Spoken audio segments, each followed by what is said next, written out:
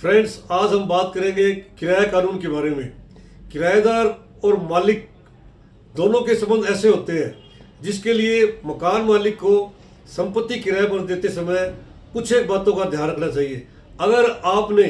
1 साल या अधिक अवधि के लिए मकान, दुकान, गोदाम किराए पर दिया है तो उसके लिए आपको टीपी एक्ट के अंतर्गत किरायानामा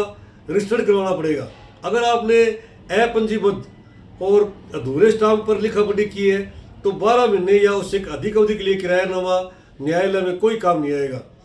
लेकिन अगर आपने 1 साल से कम अवधि की लिखा पढ़ी की है, 11 महीने का किरायानामा लिखा है, तब आप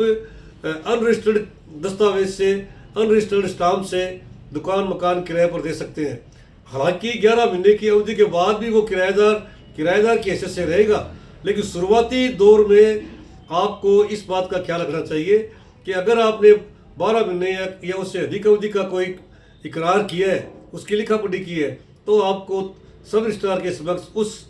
दस्तावेज को पंजीबद्ध करवाना पड़ेगा। इसमें एक और मोटी प्रॉब्लम लैंडलॉर्ड के सामने ये आएगी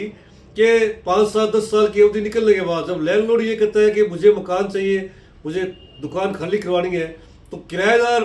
की स्थिति वो नहीं होती जो शुरू में किराए पर रहता है। वो हमेशा यही कहता है कि मिल जाएगी तो खाली कर देंगे, और मकान मालिक अपने आप को पीड़ित महसूस करता है। तो उसके लिए मकान मालिक चाहे तो किराए पर देते समय उससे सिक्योरिटी ले सकता है, नगद रुपए सिक्योरिटी को भी ले सकता है, सिक्योरिटी के रूप में चेक ले सकता है, प्रोमिसरी नोट ले सकता है, जिससे अगर किराएदार मकान मालिक से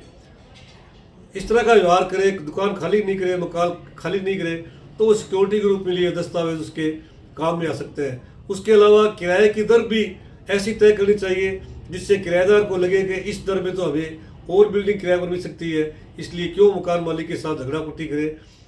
लिखा पढ़ी में किराया अगर आपने अच्छी दर के हिसाब से तय कर लिया